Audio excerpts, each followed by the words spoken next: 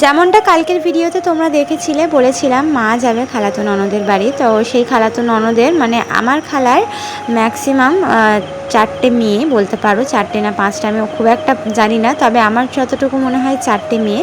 তার মধ্যে একটা মেয়ের বেবি হয়েছে, তোমরা তো শুনেইছো। আর একটা ননদ মানে আমার আরেকটা খালাতো ননদ, তার কিন্তু অনেকগুলো সালোয়ার দিয়েছিল, যেই উদ্দেশ্যে আমরা গিয়েছিলাম তোমরা তো জানো। তো সেই সালোয়ার স্যুটগুলোই মা বললো তাহলে আমরা নিয়ে চলে যাব। তো সেই একই জায়গায় যাচ্ছে, সেই জন্য আমার খালাতো ননদ যে সালোয়ারগুলো দিয়েছিল সেইগুলোই আমি এখন আর কি কমপ্লিট হয়ে গেছিলো, গুছিয়ে দিচ্ছি। মা অমনি নিয়ে চলে যাবে। তো আমার খালাতো ননদের যে সালোয়ারগুলো ছিল সেগুলো একটু ডিজাইন করে দিয়েছিলাম। ওনার আবদার একটাই ছিল যে তুমি তোমার মতন করে ডিজাইন করে দেবে। মানে আমি যেহেতু অনেক রকমের ডিজাইন করে থাকি, উনি ভিডিওতে দেখে, তো সেই উদ্দেশ্যেই আমাকে বলেছিল আমার 4টে সালোয়ারে তুমি 4 রকম ডিজাইন করে দেবে। তো সেই মতনই এক একটাতে এক এক রকম করে ডিজাইন করে আমি করে দিয়েছিলাম।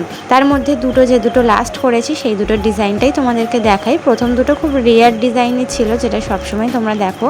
তারপরে এই যে ডিজাইন দুটো বানিয়েছিলাম মানে হাতে, বেশিরভাগ ডিজাইনটাই হাতেই হয়েছে, যেহেতু ওড়না পরলে গলা টলার ডিজাইনগুলো তেমন একটা বোঝা যাবে না, তাই হাতে ডিজাইন করেছিলাম। আর একটা পাকিস্তানি নিচেও আর কি দড়ি ডিজাইন করে দিয়েছিলাম, যেটা এখন অনেক বেশি ট্রেন্ডে রয়েছে। তো এইভাবেই কিন্তু ডিজাইনগুলো কমপ্লিট করে আমি সালোয়ার স্যুটগুলো গুছিয়ে দিলাম। তারপর মাও কিন্তু এখানে অলমোস্ট রেডি হয়ে গেছে। খাবার দাবার যা যা কেনাকাটা করা হয়েছিল, ফল থেকে শুকনো খাবার থেকে, তারপর আমি একটুখানি তালের ফুলুরিও বানিয়ে দিয়েছিলাম।